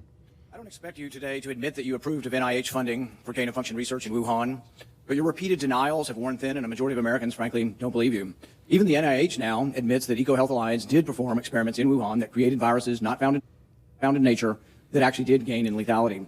The facts are clear. The NIH did fund gain-of-function research in Wuhan, despite your protestations. You can deny it all you want, but even the Chinese authors of the paper, in their paper, admit that viruses not found in nature were created, and yes, they gained in infectivity. Your persistent denials, though, are not simply a stain on your reputation, but are a clear and present danger to the country and to the world. As Professor Kevin Esvelt of MIT has written, gain-of-function research looks like a gamble that civilization can't afford to risk. And yet here we are again, with you steadfast in your denials. Why does it matter? Because gain-of-function research with laboratory-created viruses not found in nature could cause a pandemic even worse the next time. We're suffering today from one that has a mortality of approximately 1%. They're experimenting with viruses that have mortalities of between 15 and 50%. Yes, our civilization could be at risk from one of these viruses. Experiments that combine unknown viruses with known pandemic-causing viruses are incredibly risky. Experiments that combine unknown viruses with coronaviruses that have as much as 50% mortality could endanger civilization as we know it. And here you sit, unwilling to accept any responsibility for the current pandemic and unwilling to take any steps to prevent gain-of-function research from possibly unleashing an even more deadly virus. You mislead the public by saying that the published viruses could not be COVID. Well, exactly no one is alleging that. No one is alleging that the published viruses by the Chinese are COVID. What we are saying is that this was risky type of research, gain-of-function research. It was risky to share this with the Chinese, and that COVID may have been created from a not yet revealed virus. We don't anticipate the Chinese are going to reveal the virus if it came from their lab. You know that, but you continue to mislead. You continue to support NIH money going to Wuhan. You continue to say you trust the Chinese scientists. You appear to have learned nothing from this pandemic. Will you today finally take some responsibility for funding gain-of-function research in Wuhan? Pause it first. Pause it first. Now go to speed, and I just watch body language. And listen, if you're telling the truth, you're gonna know. You don't have to go press play. We got with 2 masks in the background. Yeah, he's masked up. Extremely safe. Senator, with all due respect, I disagree with so many of the things that you've said. First of all, gain of function is a very nebulous term. We have spent, not us, but outside bodies, a considerable amount of effort to give a more precise definition to the type of research that is of concern that might lead to a dangerous situation. You think you are aware of that? That is called P3CO. We're aware that you deleted gain of function from the NIH website. Well, I can get back to that in a moment if we have time. But let's get back to the operating framework and guide rails of which we operate under. Bad actor. And you have ignored them. The guidelines are very, very clear that you have to be dealing with a pathogen that clearly is shown and very likely to be highly transmissible in an uncontrollable way in humans and to have a high degree of morbidity and mortality, and that you do experiments to enhance that, hence the word EPPP, enhanced pathogens of So when EcoHealth Alliance took the virus, can I would love to finish. and combined it with WIV1 and caused a recombinant virus that doesn't exist in nature, and it made mice sicker, mice that had humanized cells, you're saying that that's not gain-of-function research? According to the framework and guidelines. Watch this. So what you're doing is defining away gain-of-function. No. You're simply saying it doesn't exist because you changed the definition on the NIH website. This is terrible, and you're completely trying to escape the idea that we should do something about trying to prevent a pandemic from leaking from a lab. He's a doctor, for people that don't know, by the way. The preponderance of evidence now points towards this coming from the lab, and what you've done is change the definition on your website to try to cover your ass, basically. That's what you've done. You've changed the website to try to have a new definition that doesn't include the risky research that's going on. Until you admit that it's risky, we're not going to get anywhere. You have to admit that this research was risky. The NIH has now rebuked them. Your own agency has rebuked them. But the thing is you're still unwilling to admit that they gained in function when they say they became sicker. They gained in lethality. It's a new virus. That's not gain of function. Watch what happens. According to the definition that is currently operable, Senator, let's make it clear for the people who are listening. The current definition was done over a 2 to 3 year period by outside bodies, including the NSABB, Speed it up to 1.5, keep it going. 2 conferences by the National Academy of Science, Engineering, and Medicine on December 2014, March 2016. We commissioned external risk-benefit assessment, and then on January of 2017, the Office of Science and Technology Policy of the White House issued the current policy. And coincidentally, I have not changed the definition any appeared definition. on the same day the NIH said that, yes, there was a gain of function in Wuhan. The same day the definition appeared, the new definition, trying to define away what's going on in Wuhan. Until you accept it, until you accept responsibility, we're not going to get anywhere close to trying to prevent another lab leak of this dangerous sort of experiment. You won't admit that it's dangerous, and for that lack of judgment, I think it's time that you resign. Thank you, Senator Paul. And I would like to give the time to Dr. Fauci. Watch what happens here. There were so many things that are egregious misrepresentation here, Madam Chair, that I don't think I'd be able to refute all of them, but just a couple of them for the listeners to hear for. You have said that I'm unwilling to take any responsibility for the current pandemic. I have no responsibility for the current pandemic. The current pandemic, okay? Number 2, you said the overwhelming amount of evidence indicates that's a lab leak. I believe most card-carrying viral phylogenists and molecular virologists would disagree with you that is much more likely, even though we leave open all possibilities, it's much more likely that this was a natural occurrence. Unbelievable. Third, you say we can tested 80,000 animals and no animals have been found with COVID. Senator Paul, the time is for. And third, you made a statement just a moment ago that's completely incorrect, where you say we continue to support research at the Wuhan Institute of Virology. You proved it in August of last year. No, your statement says, quote, I wrote it down as you were writing. You continue to support research at the Wuhan Institute of Virology. You were in committee a month ago and said you still trust the Chinese scientists and you still support the research over there. You said it a month ago in committee. Senator Paul, I have allowed Dr. Fauci to respond. You've had your time. I'm going to give him. He's going to be dishonest. He ought to be challenged. Senator Paul, we will allow Dr. Fauci to respond after you've given accusations like that. Dr. Fauci. Well, I don't have any more to say except to say that, as usual, and I have a great deal of respect for this body of the Senate, and it makes me very uncomfortable to have to say something, but he is egregiously incorrect in what he says. Thank you. History will figure that out on its own. We'll turn to Senator Hassan. Thank you. Okay, so now here's the question. Who do you believe? This extremely high. Turn off What's top. that? Oh. Going to close that, buddy? Just go. You think that thing could lift my fat ass up off the ground? I want one of those. So, go through traffic. but listening to what just happened right there, do you believe Fauci for what he said? Do you believe him? It's hard for me, man, because I hate that man with every fiber in my being. So Why though? completely Why biased. is that though? Why? Because I think that there's so much evidence to show that he has lied in so many different ways at so many different varying stages that once you lie in a situation like this, and there's too many people out there that brush it off and say, well, politicians lie. One, he's not a politician. He's not supposed to be anyway. He is, but he's not supposed to be. And two, in a situation like this, if you lie to cover your ass once, I can never trust you again. You're just going to cover your ass, cover your ass, cover your ass. And if your job is more important to you than your neighbors, your countrymen, if you've been willing to watch what's happened to your country for the last 20 months just to save your own ass, come on, man. I got nothing for you, bro. And that's not even getting into the more conspiratorial stuff with the Beagles and everything like that. You know what's very weird to me? How the hell have we not started an investigation on China? How are we not like going after? Why is it so uncomfortable to say the answer to there that could question. possibly be no? So where I'm going with that is, if we're uncomfortable with that, then there's something that's being hidden. Well, if we are so protective of not wanting to go after somebody that cannot stand what we stand for, the China cannot stand what we stand for, and after all the tariffs, then all of a sudden we have a pandemic to get rid of a guy you can't stand because he figured out a way how to make your life a living hell through the tariffs, and we can't investigate that. Even this is what Jon Stewart asked on Stephen Colbert. If we can't investigate it, that's a little bit too uncomfortable for me. What did the FBI agent say about that conversation? The FBI agent said his answer was, David, remind me what he said. He said, I don't have enough information to make statements. I don't know everything about this. I said, you know what? Since you run a podcast, I'd love to see you take an extensive, because there's billions of people worldwide that would want to know if you believe the situation or not, because that's your expertise. So he said, well, maybe we're going to do it on the podcast. So we'll see if they're going to do it or not.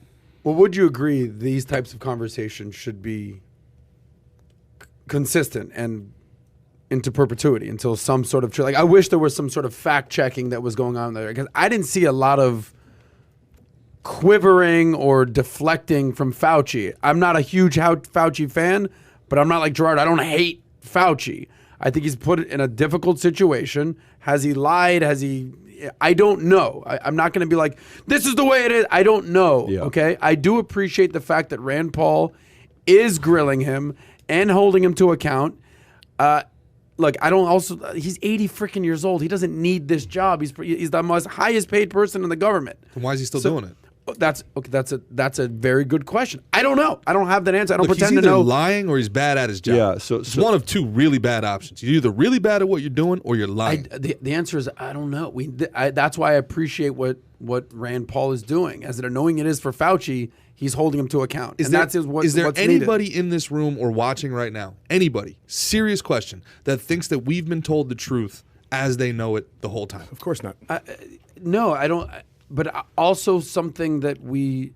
But if they lie to you once, we Adam, haven't had why do you think they would stop lying all of a sudden? Well, then why believe any politician ever, or any CEO, or any spokesperson of any company? Great question. Exactly. So it's like everyone's lying. Everyone lies every single day, whether it's a white lie or a full-on bold lie. These lies don't shut down. Most lies don't shut down the world, though. I will say one thing. When this thing happened, did you think they actually knew what was going to occur? Meaning, when Fauci got the news of this, or any of these people, it would use a mask, don't use a mask. It's not coming from Wuhan. It is coming from Wuhan. Came from a bat. It's not from a bat. I think they knew immediately it didn't come from a damn bat. I think that was nonsensical from the jump. Was it though? Yes. Like a guy ate a bat, and then the world got sick. Was a that was a nonsensical thing from the beginning.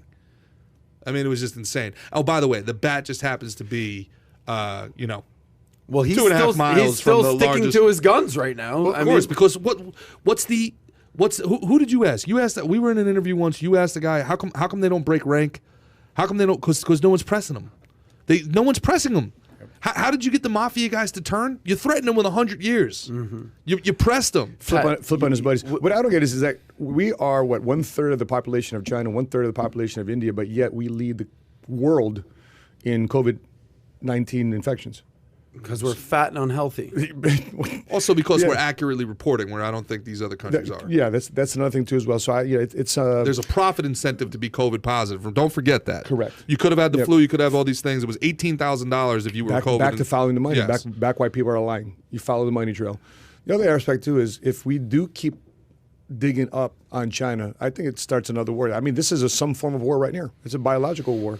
Then there's an economic war, and then they're sending a supersonic missile that nobody ever caught on radar. That could trigger so many different events if we're boldly pointing the finger at China. It can drastically affect America. I mean, look at right now. Everybody's being affected by the supply chain and things coming from China over here to America.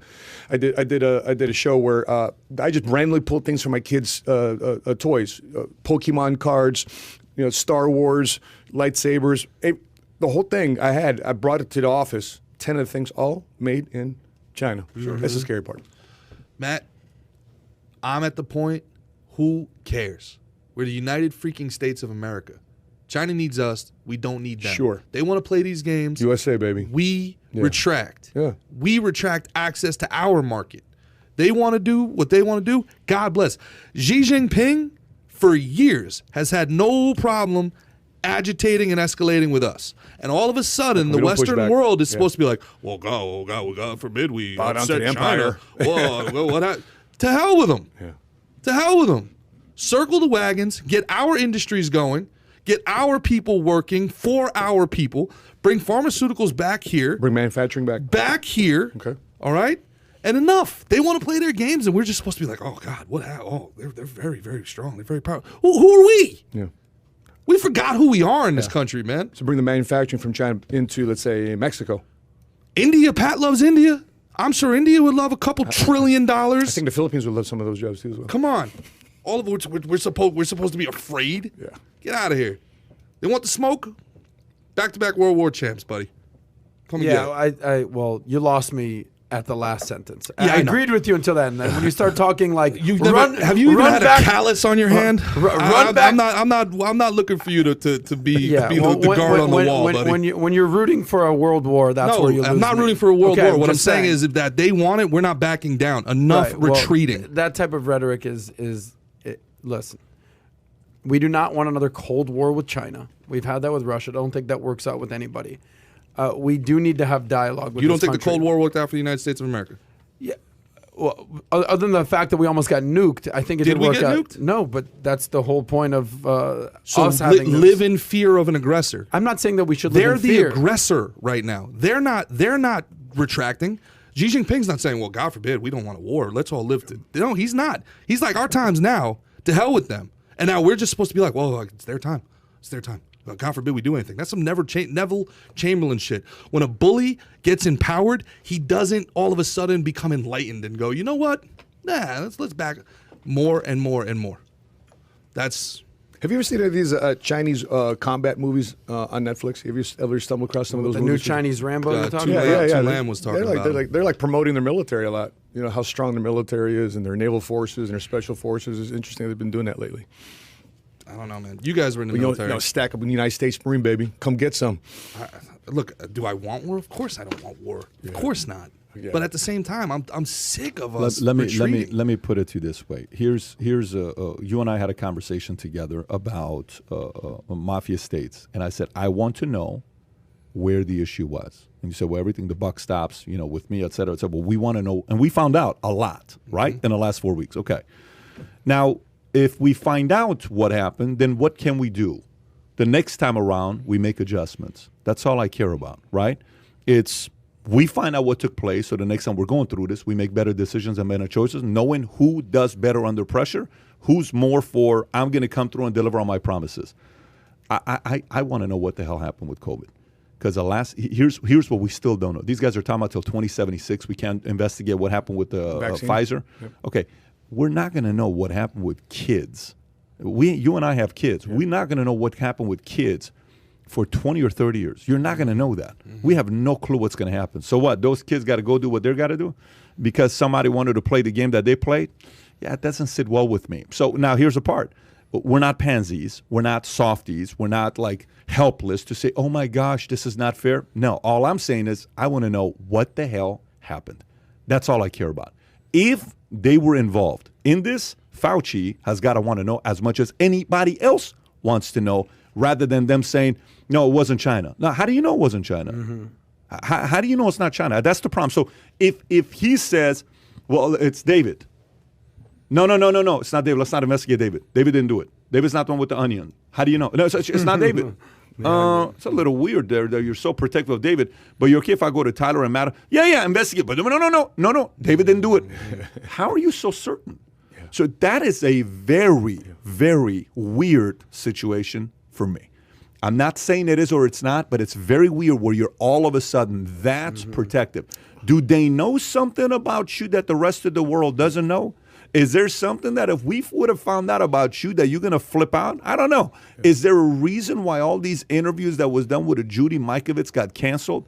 Is there a reason why so many people want to hide anything that's written about you? Is there a reason why Robert F. Kennedy, the top environmental attorney in America, that is RFK's son, writes a book about you that just came out as a top 10 book on Amazon? Why are so many people wanting to find out more about you? Why don't people trust you? What caused people to not trust you? What's going on here? What is that? That's where I want to know. Certain jobs you shouldn't take without knowing the heat that comes with it. Just don't take it. Don't say, I want to be a C-suite. Oh, really? So you are now a C-suite. But you're shitting bricks about being a C-suite. Then don't freaking be a C-suite. Go be a manager. Don't be a C-suite. I want to be a salesperson. Oh, really? You're a salesperson, but every month you're asking for an advance against your commission because you're broke because you can't sell. Go back and be an employee. You want to be this person that's going to be on it for the entire time during a time like this? All the pressure is on you. So I just want to get to the bottom and see what happened. And whoever that screwed it up, you got to be held accountable. Whoever did the right thing, we got to turn them into a hero. History books has to turn the people that did the right thing into a hero. And if it's him, let's do it. If we find out everything and he is truly right, I want this guy to have the most ridiculous retirement celebration, people showing up because he did the right thing. But if he's not, and you were dividing America and hurting us, you got to go to jail, buddy. 100%. You got to go pay the price for it. So who is the organization that should be investigating China? And to your point, why don't we hear about that more often? Like, is there who is the organization? It's not the WHO. Is it the United States? Is it the World Health Organization? Who is it that should in fact be investigating China in this? Combination of and why isn't it in the head, front page news every single day? The National Security Advisor should be in on the that. CIA, Secretary of Defense should be on it. Yeah. But is there a centralized power that should be doing this? Is the world involved? Is the United States thing? There's quite a few organizations that could do this, but there's also a reason why maybe they're not doing this. First of all, if they did decide to do this, you don't think behind closed doors they're sitting there saying, hey, $2,000 containers for $25,000? We're going to have a fine Christmas in China. You guys are not going to have a good Christmas because we're making the gifts here and the toys here, and all we have to do is drive it over. You guys need a ship. We don't need a ship. We're fine. You want to do anything to us? Go right ahead. The world has empowered them so much that they have so much leverage that everybody's walking on eggshells making sure they don't screw up because they own manufacturing, they own the chips, they own everything. So many pharmaceuticals, Pfizer, 80%. You can go on, but percentage of ACs they make. There's so many different things they have control over. This is the world's fault. This is America's fault on the policies of how they negotiated with China when they were a small little, not a population-wise, but they were not a superpower to not being who they are. And it's being ran by a guy like him who can't stand America, who can't stand rich people, who it has to be all about him. Yeah. The world paid a price for it. America led the way because America is the leader of the free world. You made them stronger. Now you're going to pay a price for it. There's a lot of people who made themselves very, very rich in those deals. And they enriched themselves by selling out their country. And they still listen, say you got 5 salespeople in your organization. One guy is an absolute dirtbag, okay? Does shady business, steals all this stuff. If you keep making him the hero over and over and over and over and over again, a year, 2 years, 3 years, 5 years from now, your company goes on because of him, it's not his fault. It's your fault. It's your lack of paranoia where you empowered the wrong person. You're paying a price for it. You shouldn't have been naive. America became naive. And they empowered a communistic region. What are you doing empowering that country? You could have gone to India. You could have gone to so many different places to empower. Why are you empowering somebody whose philosophies are completely opposing of our philosophies? I don't understand this. If you're going to empower somebody, we should at least have similar values and principles. We don't have to have the same religion. You can be a Buddhist, you can be a Seventh-day, you can be a Catholic, you can be a Muslim, but if we both have similar values and principles that we follow by, we ought to do business together. Do you realize how completely opposite communism and capitalism is? Sure. Yeah. Sweatshops they got over there. People are working for 2-3 cents at that time, or half a dollar, 50 cents an hour. They're working like they're destroying these people. But no, let's keep producing business over there because it's cheaper. Yeah, that was our friend Enes Kanter basically called that out to. Yeah, and by the way, he's got a good point, and LeBron wasn't too happy about it. He was asked about it. Matter of fact, let's get right into that story. Enes Kanter rips disgusting LeBron's James over Nike connection. This is a Washington Examiner story. He continued his war against Nike on Thursday, sparring no words while ripping into LeBron James. Kanter, who has previously accused Nike of telling a total lie about China's alleged use of slave labor to produce its products, aimed this round at Nike's biggest star. Money over morals for the king. The Celtics center tweeted, sad and disgusting how these athletes pretend they care about social justice. They really do shut up and dribble when Big Boss says so. Did you educate yourself about the slave labor and made your shoes, or is that not part of your research? James refused to offer his own thoughts about China's political policies, instead claiming he had to conduct more research. So, I mean, they're going back and forth here. Enes Kanter's not going to slow down. But LeBron, what he said in the interview, he says, hey, he walked through the hallway. He could have stopped and talked to me, but he didn't do anything. He's trying to make his name off me. He's trying to make his name off me. So, hey, you had the opportunity to face me, and you didn't, which, by the way, I agree with LeBron. Mm-hmm. Why don't you go deal with them directly if you did walk into the hallway with them? Now, if LeBron's lying, which I don't think he is, he's trying to build himself up. Enes is going to come back and say, I never walked past this guy. Okay? Mm-hmm. But if Enes now comes out and says, hey, I'm willing to do a live with you, let's talk about it. If Enes says, let's have a meeting and talk about this. Yeah. Now, if he wants to kind of come back at it. But, yeah, I mean, he's right, because look what happened. LeBron tweeted about Kyle Rittenhouse just a couple weeks ago, and he got destroyed for it last week or a week and a half ago. Sure. But a guy comes in and drives through a community in Wisconsin, kills 5 people, hospitalizes 40 people. Where is a story about that? What's worse of a story? It's a horrible story. Horrible story. Kids, this is like, what are you doing? Well, have you watched the video yet? Of course. Yeah, did you see the car plummeting or like going over bodies and it's bumping up and down? I'm surprised the kids even got up, because some of them got up. Like he just got ran over. And he was out on bail. $1,000 bail. He was running from a domestic dispute. He had tried to run his wife over earlier in the morning, like his pregnant girlfriend. He tried to run her over with his car earlier that day. We're kind of all over the place on this story, but you know how we talked about athletes have to reinvent themselves, have to have a second act.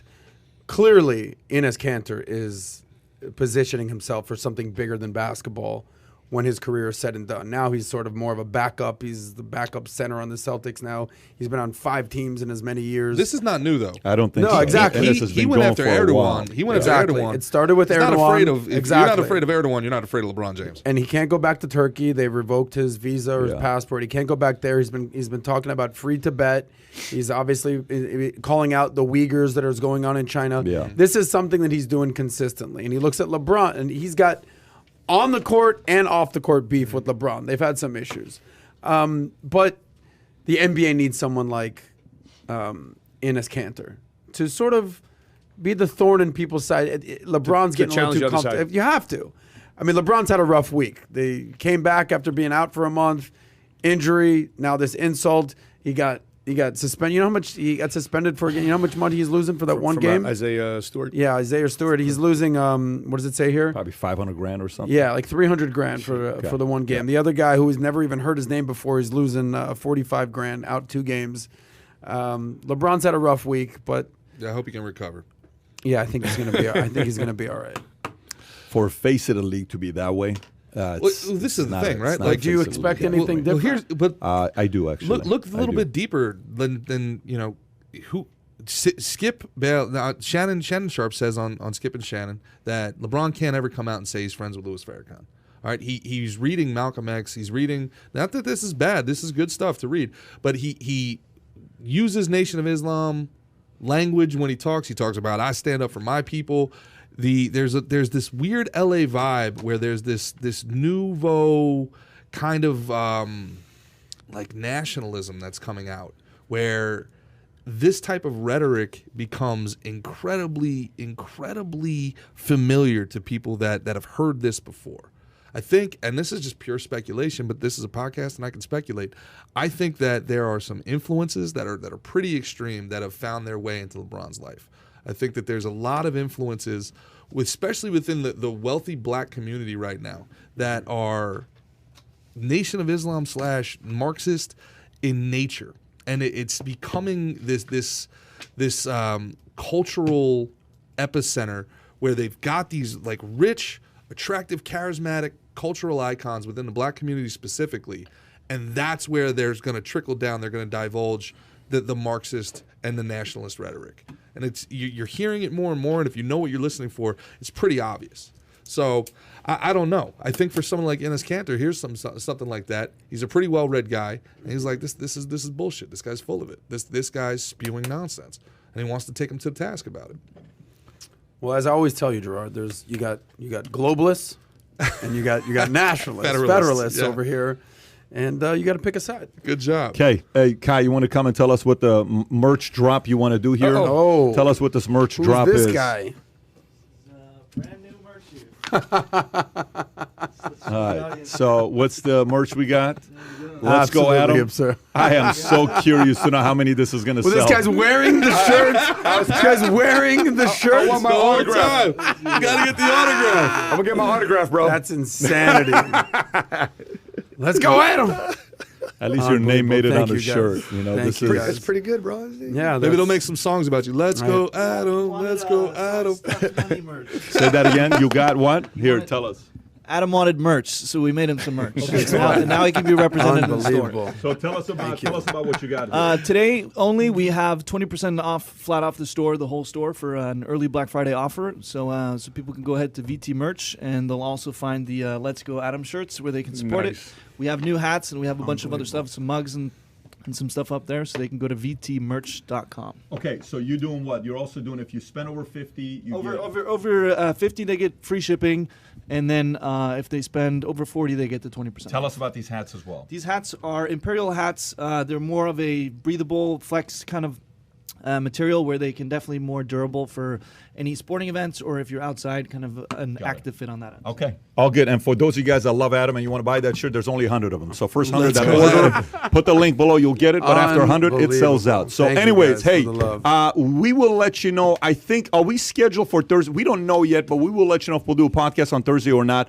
We may do an emergency podcast in the next I don't know, maybe next, it could be tomorrow, it could be the next day. Stay tuned. We'll text when we do an emergency podcast. It's going to be pretty big announcements about Mafia States if we're ready. If we're not, we won't do it. It looks incredible, by the way. I don't want to get anybody scared. It's going to be insane. Well, Sammy did guarantee that it would be out by the end of the year. He did. So we got to now see whether we're going to do that or not. Anyways, hey, if we don't do this, happy Thanksgiving to you. If we do, we'll see you next couple days. Take care, everybody.